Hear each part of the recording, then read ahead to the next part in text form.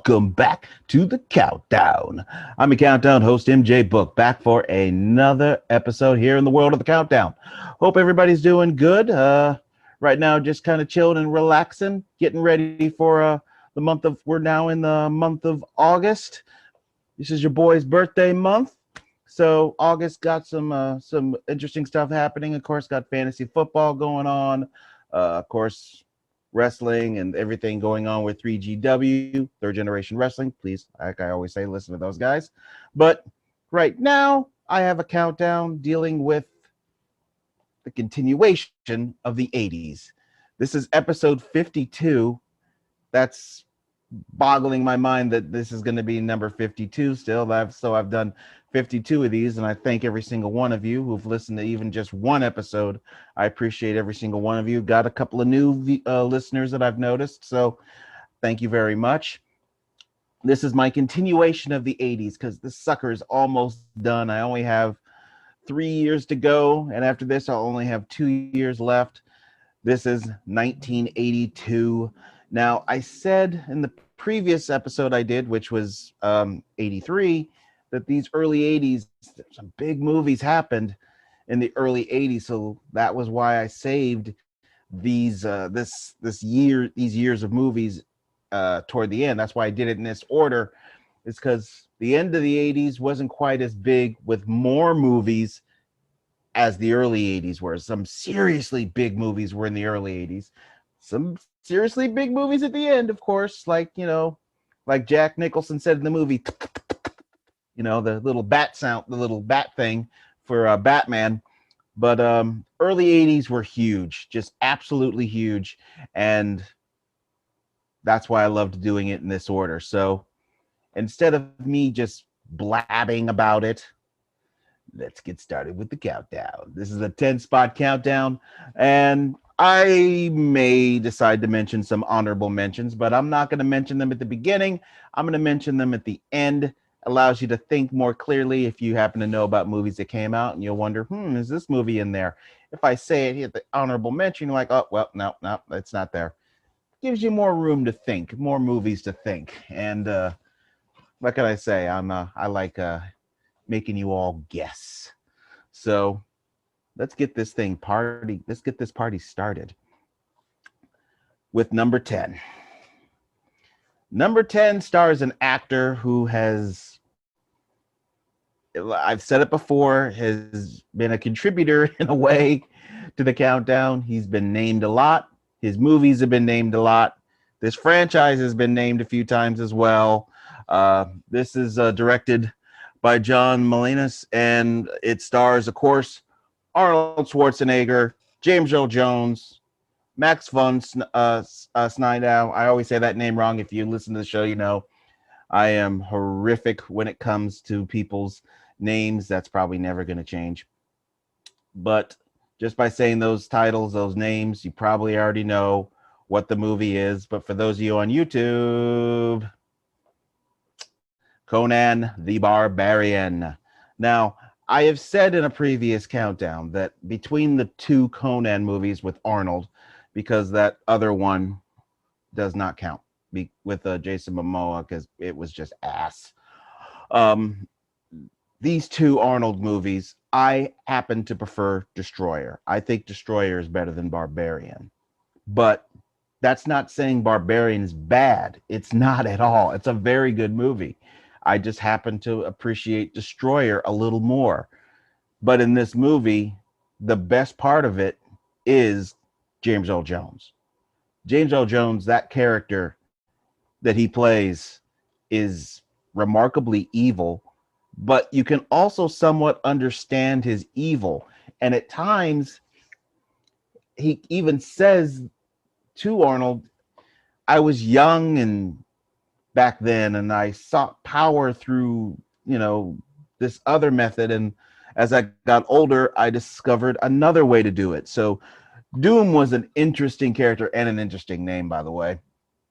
But this was Conan the Barbarian, much more violent, I think. The violence was different in this than it is in Destroyer. Some would say Destroyer's violence is more comic booky, whereas Barbarian, it feels more real world violence. I've heard a couple of people say that, and that's a very good description. Of course, uh, Valeria, Conan's love, is in this movie. Um, and you meet a lot, you meet a couple of the characters that were uh, obviously kind of in the sequel. The sorcerer played, the wizard played by Mako, of course, big play there. Like I said, I do like this movie, and it's highly entertaining. It's just, it's, to me, it's just Destroy just seemed to hit it a lot better. But Conan the Barbarian, definitely a big movie, and big in the career of Arnold Schwarzenegger. Of course, Arnold would have one of the greatest movie careers ever. And me and Rob, we did a counting down our favorite Arnold movies. It's one of my favorite countdowns, was doing those doing that Arnold one. And it was originally one I was just going to do by myself, but I had to have my boy in it because we always talk about Arnold Schwarzenegger. So Conan the Barbarian, good movie. Almost did not make it into the 10. At one point, I just had it firmly as an honorable mention, but decided it deserves to be in the countdown. Not very high up, but it can at least be number 10. And I could feel good just putting it at 10. So Conan the Barbarian, number 10, with honors. Number 9. I love technology, gaming, and when I was a kid, there was a movie that to me really captured both of those things that I greatly love. If you're a child of the 80s, you may already know what movie I am talking about.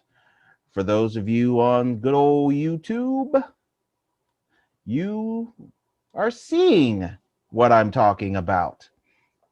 This is a revolutionary movie at the time, and its effects might not hold up to some nowadays.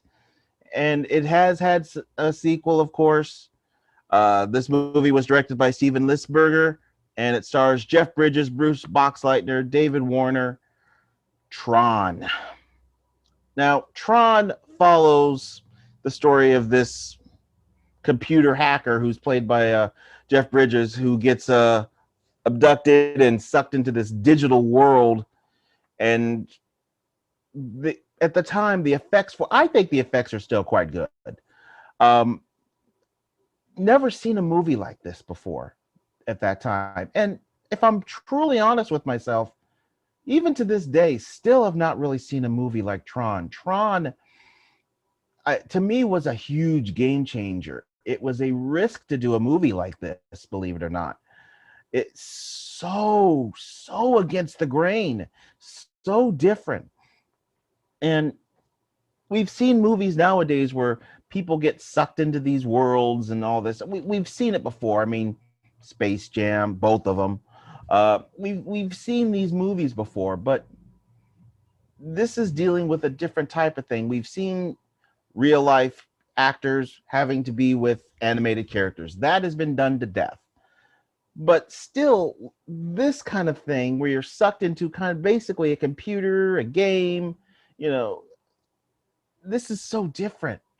And it's part of that difference that I loved so much about Tron. It's so unique. It's such a great story. And the acting in it was top notch. I think it was top notch in this movie. It's such an entertaining movie. I would strongly advise everybody, to give this, if you haven't watched it, give this movie a try. It's unique, it's different, it's fun, it's entertaining, and it's so damn good. It's so damn good. To me, the effects, I know some people may look at these effects and think, ugh, God, that's pure 80s. And in some respects, I do see that. But I still love them. I would rather watch this than any old movie just with tons of nothing but CGI figure. I'm trying to think of the damn name of it, the James Cameron piece of shit that's with the blue people. I don't like the movie, so that's why the name is not coming to my brain. I know some of you are saying, "Oh my God, you can't think of the name of that," because I don't like it. I just don't want to. I would take this over that any day, any day. So Tron, definitely urge you to watch Tron. It's an entertaining movie, and proudly for me earns its spot as number 9 on this countdown. Okay, number 8. Number 8. We're dealing with sequels now. This is a sequel to a franchise that I have the entire franchise on DVD and eventually got it on Blu-ray. Um, it was a franchise that a few years ago had a movie remade, and I've heard they're going to make another one. I'm not a big fan of the new version. I still prefer the original. Uh, this starred a young Australian actor who would be quite a name in more than one ways. Directed by George Miller. This should probably give you a clue if you know who George Miller is and what he's done. For those on YouTube, you already know the answer. You're already seeing the answer. For those of you listening, this movie stars Mel Gibson. This movie is The Road Warrior. The Road Warrior is, of course, the sequel to Mad Max.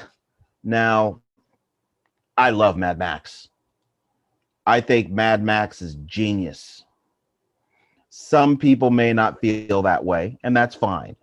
I think that movie was just completely awesome. It's one of those rare instances that I own a movie twice. I actually own this twice on DVD and on Blu-ray because I love it so much.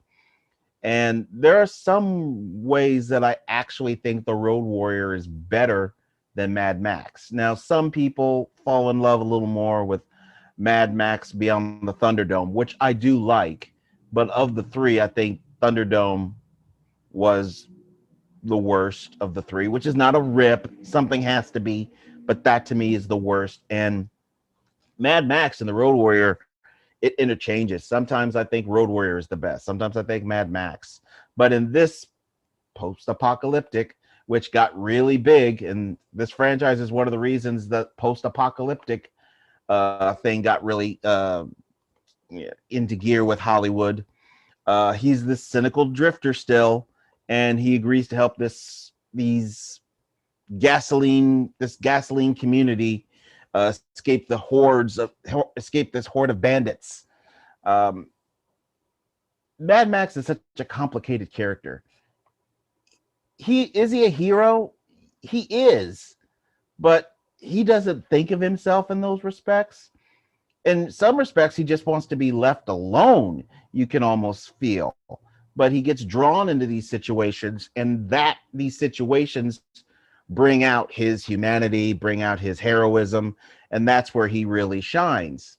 It's the in-betweens where he's kind of an ass, but I like that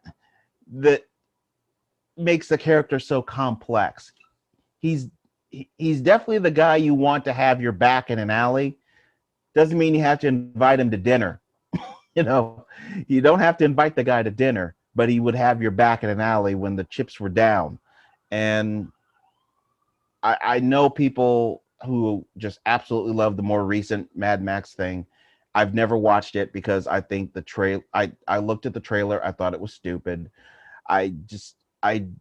If the trailer cannot grab a hold of me, I will not watch the movie. And Mad Max, that newer one with Tom Hardy, it just did not grab my attention. And so I've just never watched it. Maybe someday I'll give it a chance, maybe. But as I sit here right now, I have no inclination of ever watching that thing.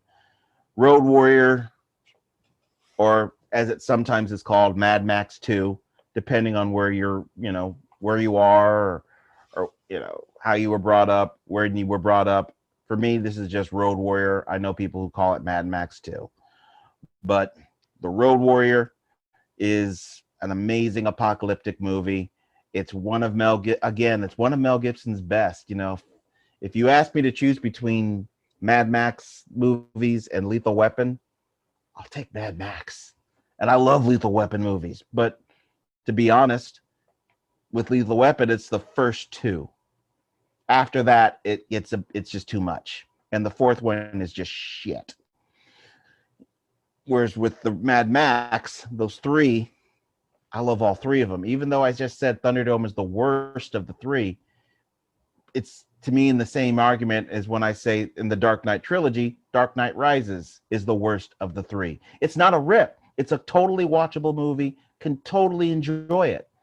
But just something has to be the worst. It's not a rip always. Sometimes it is, but not always. But Road Warrior, number 8, as far as my favorite movies from 1982.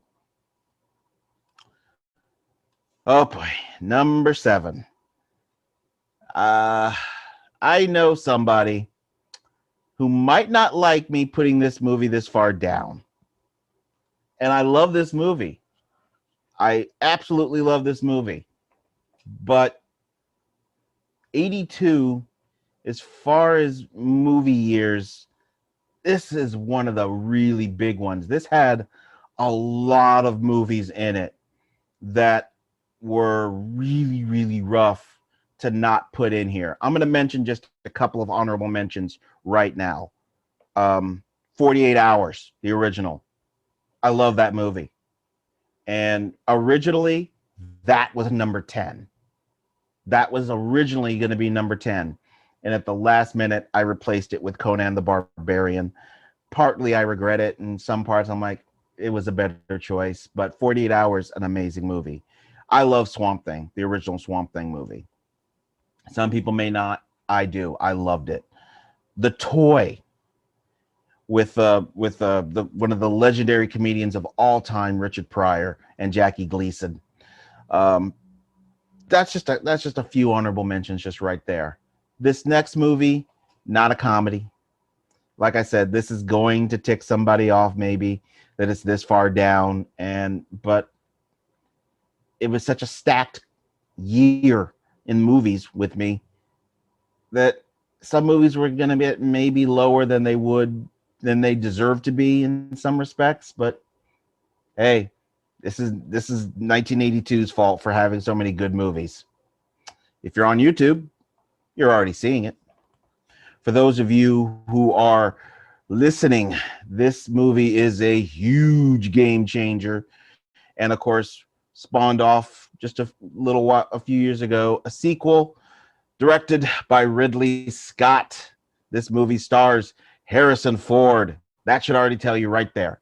Rutger Hauer, Sean Young, Daryl Hannah. It is Blade Runner. Rob, I am sorry. I love this damn movie. I really love it. It hurts me putting it this low. It should be something higher, like a 2 or a 3, but there are so many movies that I can say should be a 2 or a 3 from this year. And I can't put them all there. So I have to try to order them in a way I can. And this hurts me because I love Harrison Ford. In fact, I'm working on a favorite Harrison Ford's movie list. So I'm hoping to get that out to you all sometime. I don't know when, but I hope to get that one done. But Blade Runner, of course, it's this tale of terminating these 4 replicants who have stolen a ship, and they've come to Earth to find their creator. And Harrison Ford is the one who's pursuing them. He's the Blade Runner. And this futuristic world that Ridley Scott and the filmmakers created, it still holds up today. That city that they made is just stunning. The effects in that movie, amazing. The story, the plot. It's one of those movies that I kind of had to watch a second time to understand a few things. The first run through, I was like, this is good, but I still kind of question this, this, and this. And so I watched it a second time, and I'm like, okay, I get it now. I got it. I actually like it when a movie does that. It's good rewatchability that makes you do that. And I know it had a sequel, and I've just never watched it. Mainly because Harrison, he went back and did Indy with the Kingdom of the Crystal Skull, and it is one of the worst movie experiences I've ever had. And he's currently working on the next Indiana Jones, and I still, part of me is just saying, no, don't do it, don't watch it. But there's another part of me that's like, you're probably going to end up seeing it. And I think the only way I could stomach it is if I'm watching that with Rob, which me and him watched Kingdom of the Crystal Skull together, to which we still talk about that shit experience. And of course, he came back and played, Han Solo in Force Awakens, and I hate that movie. And so I was like, okay, do I really want to see Blade Runner? I mean, Harrison with me has already ruined, well, not ruined, but lowered, a couple of really great characters, and here it is again. So I was like, I'm not sure I could do this again. So I still haven't watched the newer one, but the original, it's so amazing. This is such an awesome movie. Rutger Hauer, as an actor, does not get a lot. His name doesn't get dropped a lot. And he did do a lot of movies that nobody would ever think of. But he was The Hitcher, the original. That movie's awesome. I know this is a B, a C, or D action movie, but I love Blind Fury, where he plays this blind guy with this cane that has a sword in it. It cracks me up. I love the movie. But he's an actor whose name does not get named. Rest in peace to him, by the way. Blade Runner is just amazing. I literally could talk about Blade Runner for hours. It's just that awesome a movie, and it really hurts me putting it here. But if you're one of those few who have not watched Blade Runner, I would recommend watching it strongly. And I have a hard time believing anybody could not watch this movie and not enjoy it. I'm sure there are people out there who watch it and hated it, but it's just one of those movies I find it hard to believe people don't like. It's just that damn good. Sorry, Triple H, I didn't mean to steal your old catchphrase, but it's just that damn good. So I'd strongly recommend it. Blade Runner, just a stunning, stunning movie. My nose is itching like crazy now. It's just an amazing, amazing movie. Strongly recommend it. Blade Runner, definitely check it out. And sadly, unfortunately, it is my number 7, but it's just so damn good. It is really, really good. I'm already regretting it, number 7, but I know there's reasons, and I have to put it here. So number 7, Blade Runner. I better move on because I could seriously talk about this movie for quite a long time because I fucking love it so much. All right, number 6. Number 6. This movie, well, horror. We're kind of in this horror realm now with this one. And it was kind of a big game changer, and one of those movies that has a legacy because of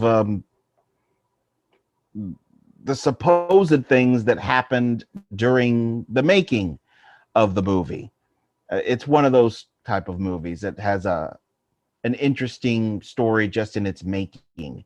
But this movie spawned off a couple of sequels, a TV show, and sadly, a few years ago, there was a reboot.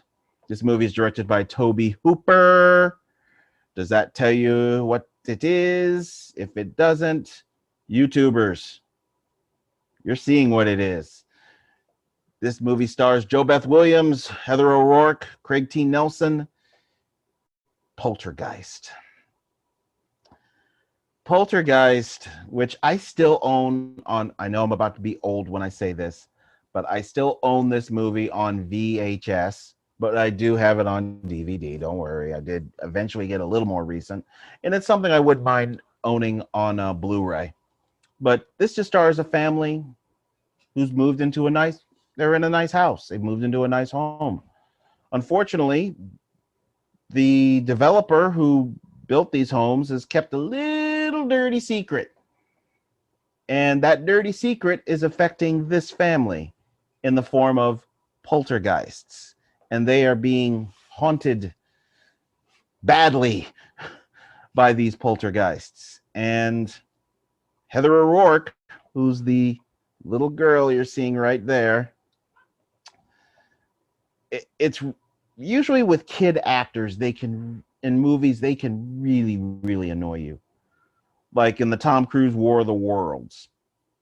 Dakota was annoying. And it's not because she's a bad actress, because we've seen her act in far better movies. She's a great little actress. Heather O'Rourke stole the movie. She stole it.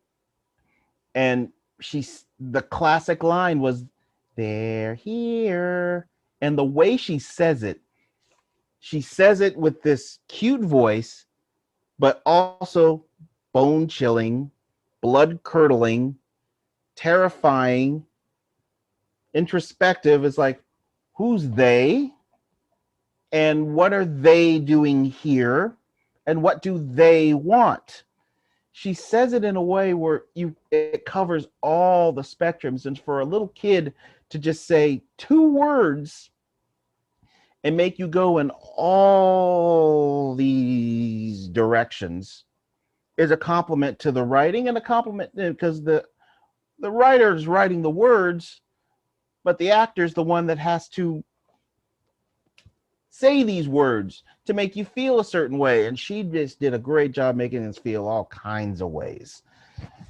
And what happens in this movie is, I'm trying not to blow things in movies by giving away plots, major plot points anyway, but there's a lot of shit that happens to this family, a lot. And the fact that they would even do a sequel, which at the time is no shocking because this movie was huge. The second one is actually good. I actually like the second one. It's completely watchable. It's not as good as the original, which happens a lot, but it's still watchable. The third one is where you don't need to watch it. The third one is just absolute shit. You don't need to watch it.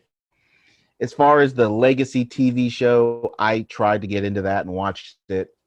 I just didn't like it. And in the end, the last episode I watched was one that had The Undertaker in it. They then, of course, a few years ago made a remake, which I have never seen and I have no intentions. So Poltergeist, and by the way, as far as famous stories, there's a pool scene. If those of you who've watched it, there's skeletons. Supposedly, those skeletons are real. Real skeletons. Now, that's supposedly.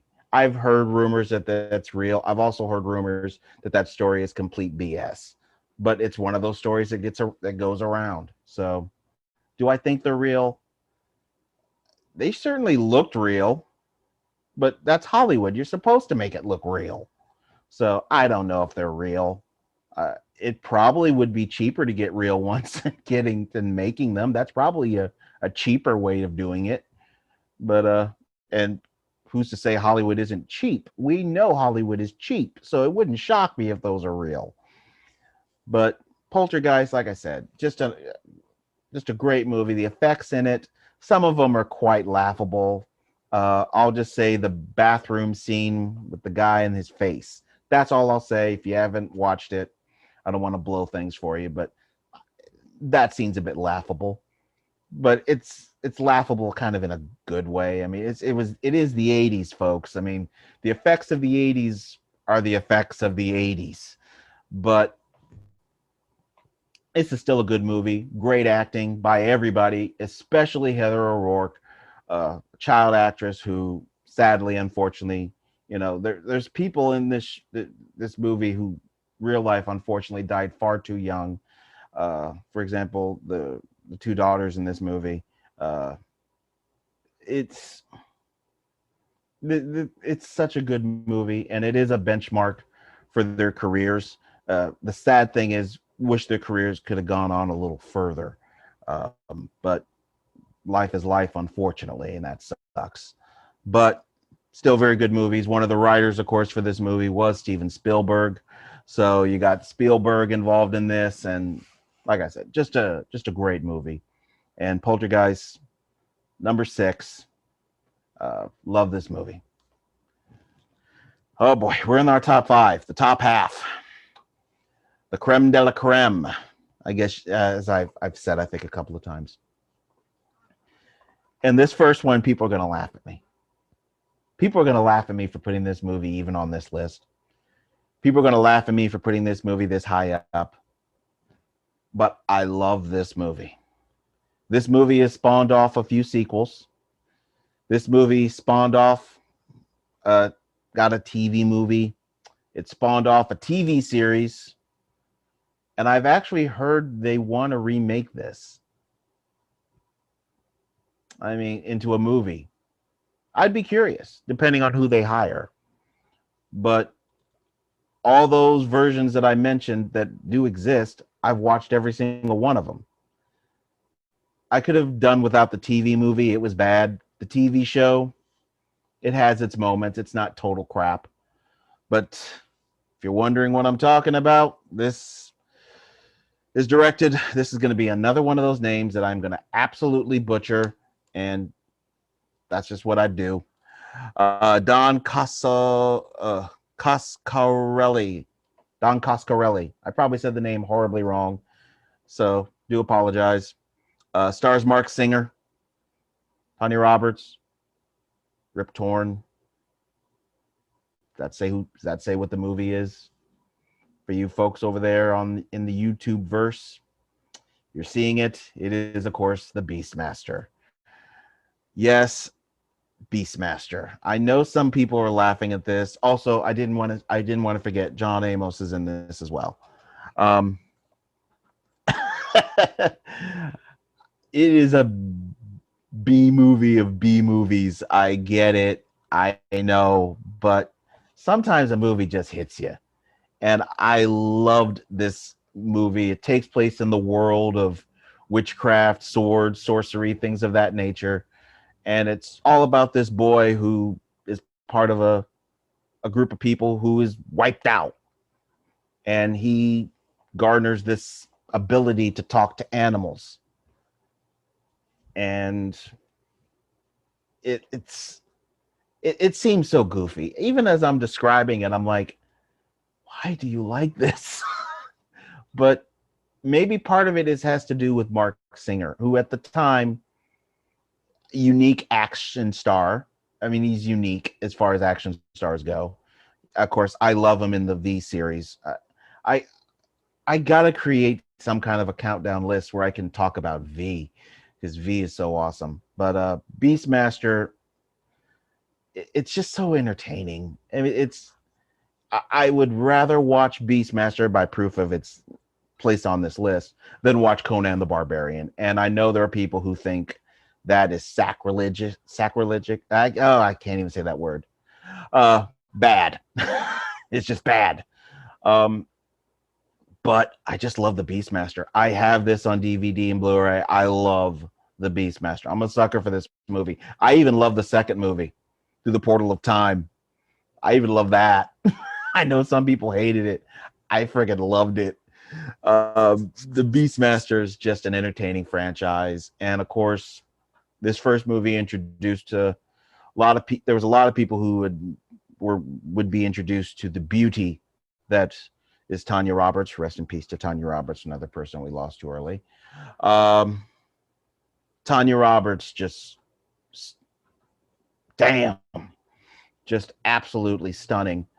And this is, like I said, this is just a goofy, dumb little action fantasy swordplay type of movie, but it tells a nice story, a very good story, and it's well acted. And these actors are believing in their character, and that helps. That can help a movie be good. If you see some actor out there who's just bullshitting and doesn't really believe in what they're doing out there, a la George Clooney and Batman and Robin, um, it just affects your movie. But this was, and I love the I love the music. I love the everything about this movie. You could tell it's cheaply made.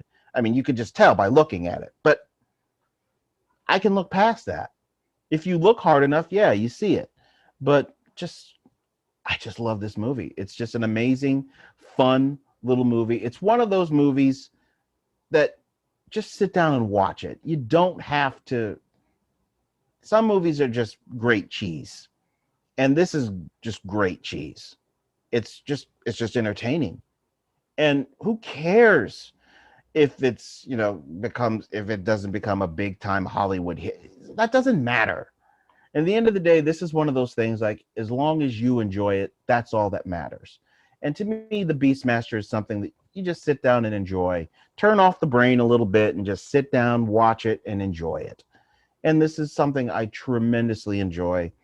I've tried to talk a lot of people into watching Beastmaster in some respects, because I just think it's just an entertaining movie that just sit down, relax, and have some popcorn, have a beer or something, and just relax and enjoy a movie. And Beastmaster, to me, does that job, and does that job really well. I'm going to take a sip of water here first, or sip of Pepsi. It's just one of those movies you can greatly enjoy, and it's a great cast, well acted. Of course, he has animals at his side. It's just a great, enjoyable movie. Definitely advise you to watch it. Turn off the brain. Don't think too seriously about it. Just watch it and have fun. And it's my number 5.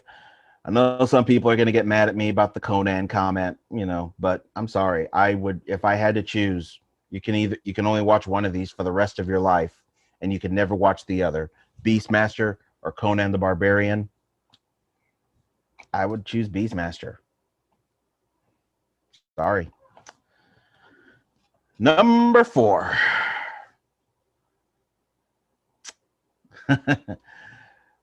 Oh boy. Number 4 started a franchise, which just a few years ago had a recent movie with the same actor.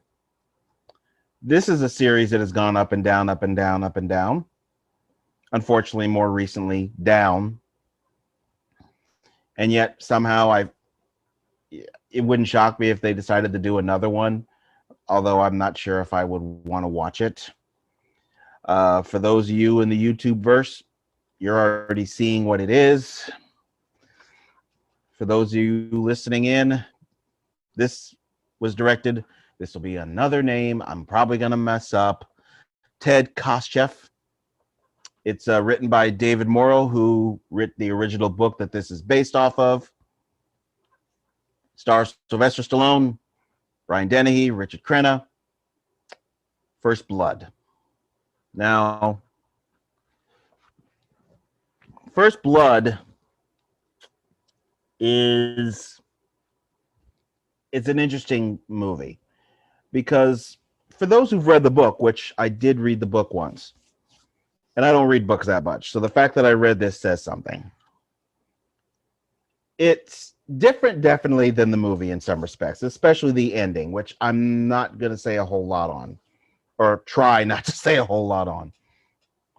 But it's an interesting tale talking about this vet, this former Green Beret, who's just trying to find his way in the world.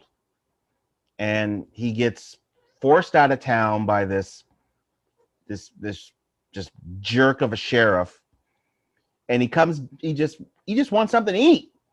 He's just trying, he's just trying, he just wants to get something to eat. He comes into town to visit somebody, and unfortunately he didn't know that they passed away because of what the war had done to him. He had died in the war and was dying slowly when he got out of the war. And this prick sheriff is basically telling him, we don't like drifters like you in our town. You just bring nothing but trouble. And reality, he wasn't going to bring trouble. He just was going to go in, get something to eat, and be on his merry way, and you would have never seen him again. But no, you had to be a prick. And he and his deputies just treat this guy like absolute shit. And they unleashed the beast in John Rambo. They picked the worst person to pick on. And he flees up into the mountains, and it's this cat and mouse game between the sheriff just will not let it go. And even at one point, Rambo tells him, let it go. Let it go. When in reality, he's saying that to the sheriff. The sheriff should let it go. But you should let it go too. And of the Rambo movies, I mean, if you're just looking at which one has the best story, it's clearly this one. This one to me has the best story. But when you start going, is it the best of the Rambo movies? Which you got this, you got Rambo First Blood Part 2, then just Rambo 3, then you got, John Rambo, and then you got this most recent one, which I don't even want to talk about because it was such a piece of shit. There are arguments that this one's the best. There are arguments for Rambo First Blood Part 2 being the best. There's, Rambo.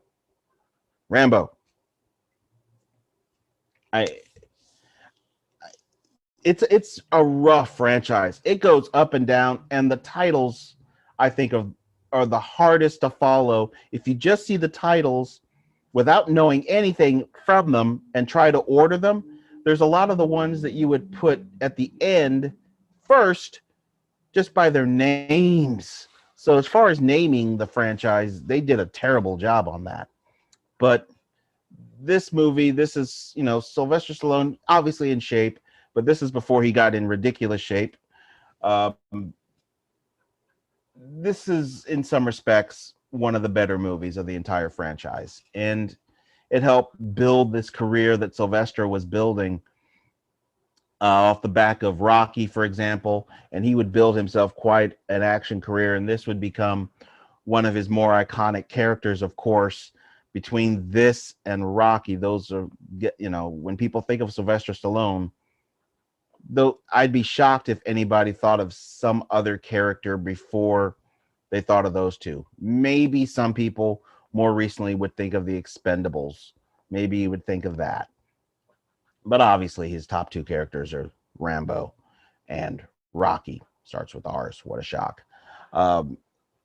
Like I said, I'm trying not to discuss the ending. What I will say about the ending is that originally they followed the book ending. I will say that. And they did test audiences with it, and they ended up flipping to what the ending is now. That's all I'll say. If you want to know more, definitely you can pick up the movie on DVD, Blu-ray. It talks about what the original movie was and how they filmed it. They even show you scenes from it, talks about how it was in the book, and they talk about why they switched it. It would have been interesting had they kept the original ending, but definitely understand why they didn't do it. Definitely. But this is definitely a great movie. It's one of Sylvester's all-time greats.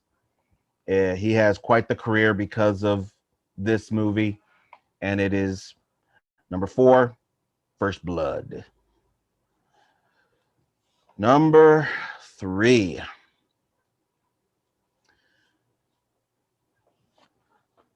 We've dealt with some violence, some prick sheriffs, post-apocalyptic world, technological world, ghosts. We need some laughs, I think. And number 3 is full of laughs. A lot of laughs. You already can see who's doing the laughter or who's causing the laughter there on YouTube. This is Richard Pryor, live from the Sunset Strip. Richard Pryor, I already mentioned when I talked about The Toy, is a comedic genius and absolute fucking legend. I think it was last night or the day before, me and Rob were talking about Richard Pryor. So Richard is, it's just, for those who are wondering what this is, it's one of those stand-up movies like Eddie Murphy Raw. That they, except back then these were actually movies. They don't quite do that as much now, but they still will do it occasionally here and there. I think there's been a few of them. Kevin Hart's had a couple, so there's been some lately. But at this time, this was a much bigger deal back then than it is now. It's a little more rare now. But this was directed by Joe Layton, and of course, written by comedic legends Richard Pryor and Paul Mooney, who passed away very recently. Rest in peace to Paul Mooney. Paul, one of the all-time greatest writers of all time. Just an absolute genius. He did some great work on the Chappelle Show, another great show. And this is just a stand-up. It's just a stand-up. But one of the things that made this stand-up so popular was he talked about, because he had a little accident with fire at this point.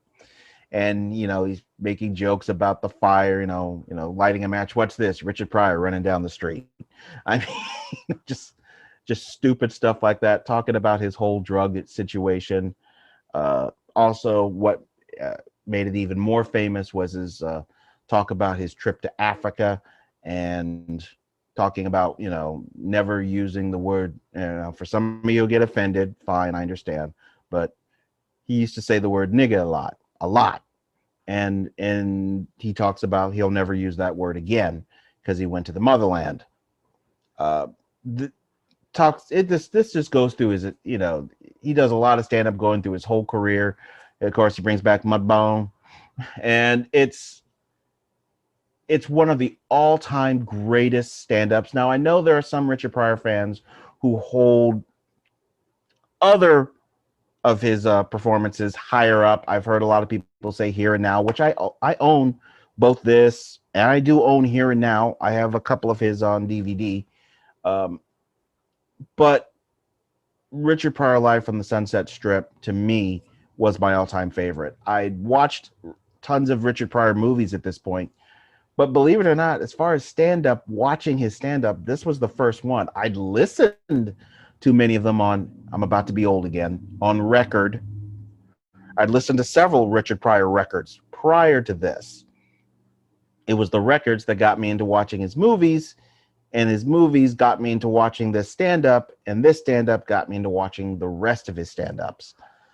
But this one, to me, will always remain my all-time favorite. I love this stand-up. Richard Pryor, we lost that guy too early again. He's just a genius. He was an absolute genius. I have a Richard Pryor shirt. I just love the guy. And this stand-up is one of his all-time greats. That's another list I might have to do. Richard Pryor movies. A list of Richard Pryor movies, because I think I could come up with 10 pretty easily there. But number 3, Richard Pryor, Live from the Sunset Strip. Oh, boy. Runner up.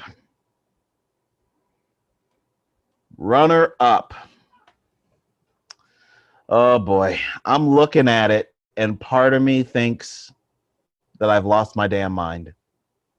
Part of me thinks I got to switch up.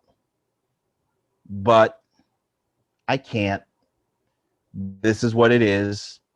And these top 2 have been going back and forth. I've been flipping them multiple times. Multiple. But there's a reason I have to keep this as number 2 and the eventual winner, or the eventual number 1, at number 1. But after I do this, I'm going to regret it. And it's going to be this is going to be one of those. This was a rough one, folks. 82 was a rough one. Of all the years, this is probably, for some reason, up to this point, been the most difficult to do, because the order in which I'm doing this is actually the order in which I finished these in. So it's this is just a rough one. This was just a very, very rough year. And I'm looking at it and I'm still wanting to switch. Even right now, I want to switch. But I'm going to stick with this. I'm going to regret it. But number 2, let's just get this out the way. Number 2 is E.T., the extraterrestrial. And I'm regretting putting this at number 2. It should be back at 1, but then when it's at 1, I think it should be 2, and then what I have as 2 is 1. This is just completely interchangeable. It's one of those that are totally interchangeable, but it's too late to switch it because I just now said it. So once I say it, it's done. E.T. the Extraterrestrial. I remember watching this movie as a kid, and it's one of the earliest movies that I remember watching as a kid, if not the first movie I really remember watching from beginning to end. More than likely, it is the very first one. I'm trying to think of something. I know I've watched other movies before this, but the memories are not with me like they are with this movie. And my mom, poor her, she had to suffer because I got through this movie. Again, I'm about to age myself. We had these stores called video rental places that rented videos out, video cassettes. Every time she went, she had to get E.T. Every single time. And it's like, I just was like, why don't you just buy it? Then you don't have to keep renting it. But I wasn't going to say that. I was just thinking it. But I didn't care as long as I had it. Finally, she's like, okay, enough. And she bought it, which I still have that VHS. And it came with a poster. Folded it. I still have it. It's folded up and it's ripped and it's in pieces. Well, not in pieces, but it's worn. But I still have it. E.T. Oh God, this is another one of those movies I could talk about forever. Directed by, of course, the legendary Steven Spielberg. Stars young Henry Thomas, Drew Barrymore, Peter Coyote, Dee Wallace, and it's just about this troubled kid and this extraterrestrial, this alien, who find this friendship on Earth. It's a touching story, and it's one of the very few movies that ever made me cry. This movie made me bawl. And it did every single time I watched it as a kid. And even as an adult, when I watch it, I start to feel that emotion bubbling up. And sometimes maybe a little tear comes down. This movie has such and that's one of the reasons I'm so regretting on some levels putting this at 2, because there's not that many movies that give me that kind of an emotional response. There just isn't.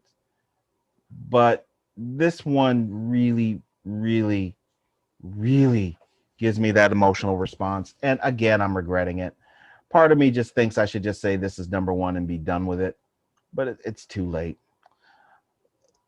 This is such an amazing movie. Such an amazing movie. Love E.T., the Extraterrestrial. It's been made fun of a lot, but I don't care. I love this movie. I own this movie on VHS and DVD. And I bought it on Blu-ray because I just love it so much. E.T., it's a big part of my childhood was this movie. A big chunk of my childhood was this movie. I was completely obsessed with this movie as a kid. And as an adult, I don't watch it as much, but it holds that special place. And I think in the end, that's what makes this number 2. Very few movies have given me the emotional response that this does. I could probably only count on one hand how many movies have done that. But as an adult, yes, I still dip into that emotion, but I haven't watched it as much as an adult as I did as a kid. I can still watch it. There's no problem in watching it.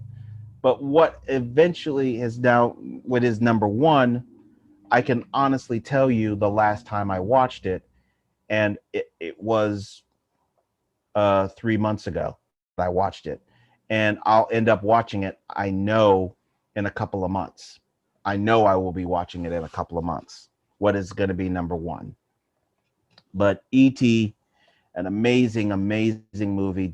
The soundtrack, the music, the story, the acting. Again, kid actors can be very annoying, but these kids they weren't annoying. The ending, oh my God. I mean, just I'm getting a little emotional. Just this is such an amazing movie. It definitely one of the greatest children. It's a children's movie, but I think adults can watch this just fine as well. But gosh, kids just we loved ET. We were all hoping as kids that we would bump into some alien, and this is what the alien would be like instead of like a predator or a xenomorph. This is kind of what we would hope an alien encounter would be like. And just emotional. Just a great, great, great movie for the whole family to watch. Absolutely, absolutely love this movie. It hurts me putting it at number 2 as the runner-up, but it's by just the smallest hair that I had to put this at number 2, but this can easily be a number 1. So it may be number 2 on this, but it is also a number 1. It's just that damn great. It's just, oh God. I mean, just the emotion I'm feeling right now thinking of this movie. I'm thinking of MJ Book from back, little kid back then, just sitting there watching this movie in a theater that doesn't even exist anymore. Just bawling his little eyes out at this movie. And I remember having the poster. It was just to the right of my bed, just to the right. Just an amazing movie. Love this. In fact, I remember my mom had a plant. She had a plant with a pot, and you could. This was a little clip-on thing that you clipped onto just the potted plant. It was E.T. So E.T. was just. I remember a few years later, people were like, "Why didn't E.T. have a sequel?" I was like, "Doesn't need one." Some movies don't need a sequel. You just don't. It just didn't. And even today, I've heard people say, "Well, they should try to do a sequel." No, just let it be. Just let it be. We don't need a sequel to this. E.T. number 2. All right, we're at numero uno. But before I name the number 1, let's do just a quick review of what got us to this point. Number 10, Conan the Barbarian. Number 9, Tron. 8, The Road Warrior. Number 7, Blade Runner. 6, Poltergeist. Number 5, The Beastmaster. 4, First Blood.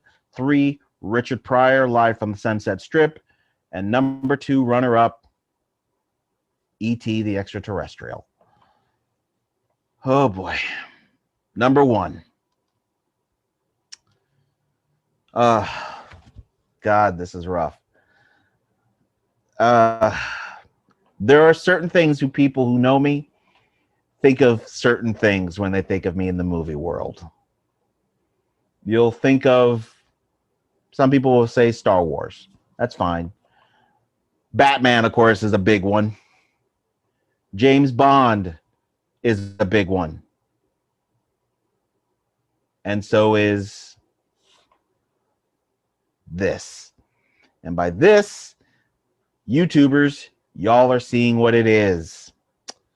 For those of you who are listening in, this movie, directed by Nicholas Meyer, stars William Shatner, Leonard Nimoy, DeForest Kelley, James Doohan, Nichelle Nichols, George Takei, Walter Koenig, Ricardo Montalban. Star Trek II, The Wrath of Khan.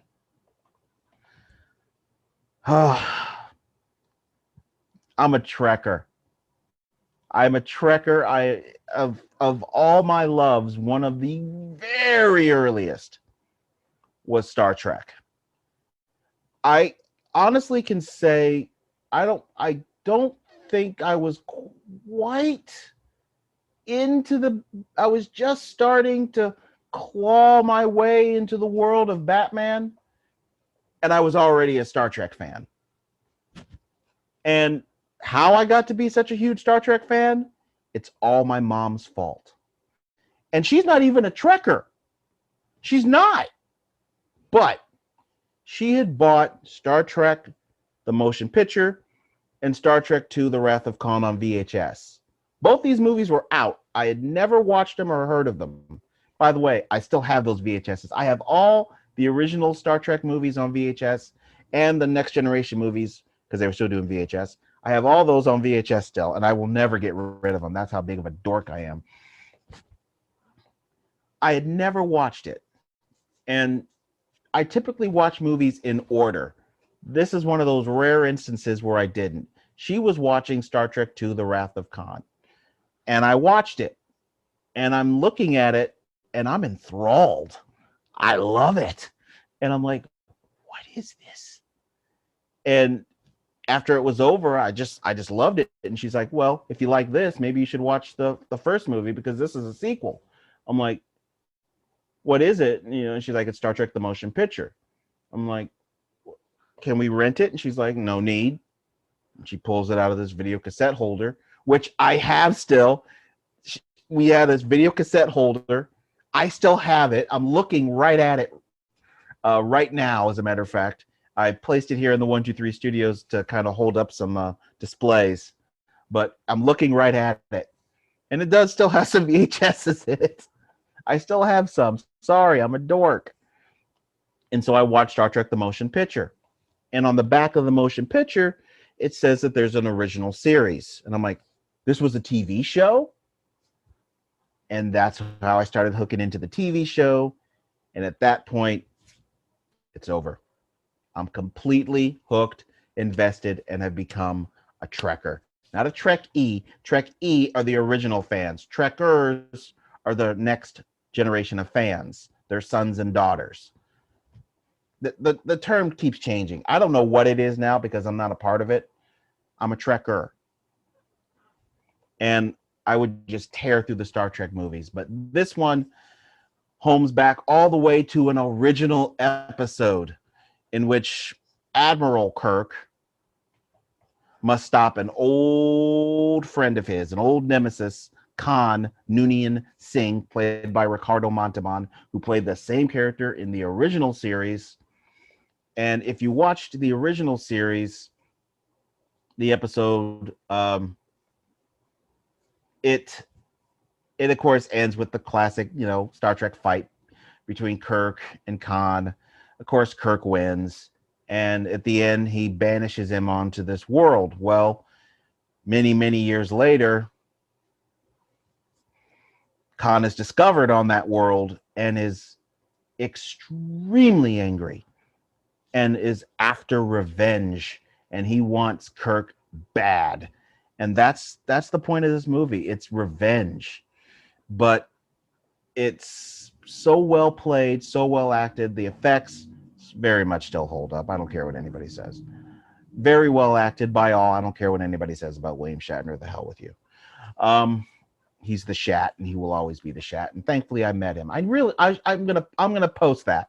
I'm gonna post that on the Facebook page. A picture of me meeting the Shat. It was awesome. It is such an amazing. Now, my mom has a problem with it a little bit because of the Star Trek movies. It is surprisingly violent. Surprising, not terribly violent, but within the Star Trek verse, this is kind of violent. There's some violence in this, but it's such an emotion. This is one of those movies that, of course, again brings the emotion out of me. Except this is in the reverse, because I was just watching this movie for the first time back in the day. I didn't have the love of the original series. I didn't know there was even a movie before, and I wasn't paying attention that it said Star Trek II, The Wrath of Khan, until after my mom had pointed it out to me. So I didn't have all that backstory to add up the love. Now, when you watch it, of course, you know what happens after, but you still feel a certain way when certain events happen. Now, this movie, in a way, got redone with the new series of Star Trek movies, which I fucking hate. I watched the first one, and it was absolute trash, and never watched any of the other ones after that. But I know they did their own take on Khan with Benedict Cumberbatch, who I actually like Benedict Cumberbatch. I love Sherlock. I'm a Sherlock fan. But I couldn't watch that.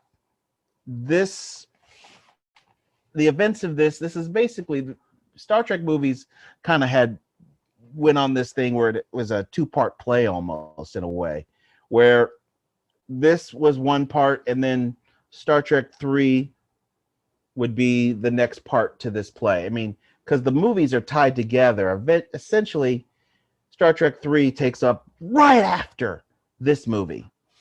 And this, of course, was based off of the Gene Roddenberry original series. He was one of the writers for this. The story was by Harve Bennett.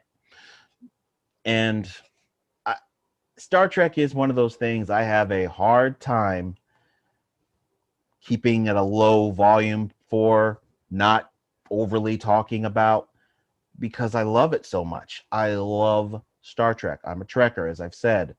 I have all the movies on, I have of that up to the Next Generation. I have all those movies on VHS. I bought all those movies on DVD. I have them on Blu-ray. I have audiobooks on CD and DVD. I bought the Starships collection. I have tons of those. I have at the door to my apartment, there's this device that if you walk past it and I turn it on, it makes Star Trek sound effects. I don't have it on all the time, but sometimes I have it on. It just makes me laugh. That's just some of the Star Trek stuff. Of course, I go to Trek conventions when they're in town. They're not in town as much as they used to be when I was a kid, but when I was a kid, they were in town all the time. In fact, if it wasn't for a Trek convention, I never would have watched the TV show Millennium, because they were testing that show with audiences at a Star Trek convention. And it was toward the end of the Star Trek convention, and you could come in and watch this show that hadn't even had a commercial yet. And I chose to watch it, and it ended up being Millennium. So, whatever. But I've met many of people at these Star Trek conventions, got to meet a lot of celebrities, got to see a lot of celebrities like William Shatner. I've got to see him, George Takei, John Delancey, who played Q, William T. Riker. I could go on. I've been able to see a lot of these people at Star Trek conventions. And of course, I went to William Shatner's one-man show in town a few years ago, and got to meet the man himself, and got to take a picture with him. Didn't get an autograph, but that's cool. I got a picture with the guy, and you have to pay extra for that too. It was like an extra $50. So the show in the end cost me well over $100, and it was totally worth it. And it's huge nerd cred. I do not care. It's nerd cred. And Star Trek II, The Wrath of Khan, like I said, of the original series movies, this is right up there. And it's one of those few series where there's far more good movies than bad. In the original series movies, there's 6 of them. Star Trek, the motion picture, Star Trek II, The Wrath of Khan, Star Trek 3, The Search for Spock, Star Trek 4, The Voyage Home, Star Trek 5, The Final Frontier, Star Trek 6, The Undiscovered Country. There's only one of those movies that is rough to watch. I can watch it. I can watch it because I'm that big of a Trekker. But even I can admit it's a little rough. It's a little rough. But Wrath of Khan is one of those ones that's high up there. It's really high up there. That might be another, because Star Trek Day is going to be coming up in September, and I'm going to try to do a Star Trek list for that day. And if you have an idea for a Star Trek list, please let me know. I would love to do a Star Trek list for that day. Um, Star Trek II, The Wrath of Khan, awesome. It's it hurts me putting it at 1 and pushing down ET because the feelings of ET. But I got to be honest with myself. This movie, this is the little bit also that helped push this ahead. But I wasn't a Star Trek fan yet, and this movie was out. This movie is what nudged the door open. It was this one. And had I not watched this movie, I might not have ever watched anything involving Star Trek. And a big portion of my nerddom would not exist. And maybe then I would be one of those people, I'd already watched Star Wars at this point. I'd never watched Star Trek. So would Star Wars have enveloped that space that Star Trek currently has now? I mean, it's Star Trek and Star Wars, they occupy a space, but had there not been a Star Trek, would Star Wars have completely occupied that space a little more? I mean, it changed. Maybe I would have an even bigger feeling on Star Wars than I do now. Maybe I would be more willing to see those more recent Star Wars movies than I am now. Who knows? But Star Trek II, The Wrath of Khan, big time game changer, awesome movie. Of course, have the classic line by William Shatner, Khan. I love this movie. Love this movie. And this was the movie. It was after this movie that Leonard Nimoy would hit the director's chair, and he would hit the director's chair with some great movies, not only just in Star Trek, but also outside of Star Trek. Rest in peace to Leonard Nimoy. There's a lot of people in Star Trek that we lost. DeForest Kelley, James Doonan. So they're getting older. We're losing them, and it's sad losing these folks. But Star Trek II, Wrath of Khan, my number one. Whew, I made it through it.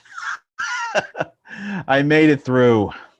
I'm regretting the switches I've done with number 1 and number 2, because literally this has been switched dozens of times, and the top 7 or 8 have all, really the entire list has been switched except for Conan. But even Conan was switched because originally that was 48 hours. So, man, 1982, full year. I'm going to name just a few more honorable mentions. The Thing. Sorry, Rob, but it did make it as an honorable mention. The Secret of NIMH. I'm not even going to go into description of it. Bugs Bunny, the third movie. 1001 Rabbit Tales. The Looney Tunes movies back then were entertaining. Airplane 2, the sequel. The Dark Crystal. Rocky 3. There you go. That's enough honorable mentions. Now, what do you think? What did you think of my countdown? Do you have your own countdown of movies from 1982? Is there a different order you would put it in? What do you think of the order that I had?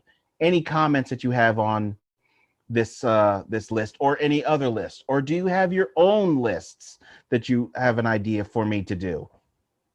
Let me know. Give me your opinions. Give me your thoughts. I want to hear from you. There are plenty of ways you can hear from me. Here are the ways. You can go onto the Facebook page. You can email me. You can go to Twitter. First, the email. You can email me at thecountdown2020@gmail.com. You can do whatever you want in communicating with me. Give me your ideas. Give me your thoughts. You can go on to Facebook. Just search for the Facebook page. Just search the Countdown 2020 Podcast 1. You can go, let's see, that got a little, I'm going to have to edit that a little bit, but that's cool. You can go on to Twitter, just search at the Countdown PO1. You can go on to Spotify to listen to the show, just search the Countdown 2020. You can go on Instagram, just search the Countdown 20. I'm on Amazon Audible, just search the Countdown Podcast. You can go on to the YouTube page and search the Countdown Podcast with MJ Book. All are available through Podbean, and I am now on iHEART Radio. Just search the Countdown Podcast on iHEART Radio. Use all these methods to get a hold of me. Give me your ideas. Give me your opinions. Let me know what you think. I love to hear from you all. I really do. And I got a couple of emails recently about show ideas that I found. One of them I found really interesting that I might end up doing. The other one I got to think about because it's a little rougher. But definitely love listening to you, getting the messages and stuff from you. I thoroughly enjoy getting your ideas. And as always, if you're a professional wrestling fan, please listen to Third Generation Wrestling. We've recently done some episodes. They recently just posted an episode reviewing an AEW show. And of course, me, the Ambassador Rob, and the Real Big E will be going to an AEW event in Chicago, All Out. Oh, cannot wait for that event in September. That is going to be huge. There's been some big news in AEW recently with signings, and it may get bigger. Who knows? Because, of course, WWE let go of Bray Wyatt. An absolute mistake, but also good for Bray that he's just free because they were just stifling him to death. But please listen to Third Generation Wrestling, hosted by the Real Big E and the Ambassador Rob. I'm a contributor onto that show, as well as the good brother Blake. And the Doc recently returned. So good to see you again, Doc. Glad to have you back. You're welcome back on here as well. Love to do another countdown with you. You were the first episode of this brand new season. So love to have you back. If you want to come back on, all you got to do is ask. If you have your own idea you want to bring to the table, let me know, bro. Let me know. But that's all I got for you. So I'm going to catch you all again on the next episode of... Wait, not done. Got to say one more thing. I almost forgot. And I got to give this guy a plug because I use his music all the time. Got to thank Incomtech.com, Kevin MacLeod, for the royalty-free music, Ice Flow, that you hear at the end of at the beginning and end of the shows. So now that that's over, now I can say it. I will catch you all again on the next episode of The Countdown.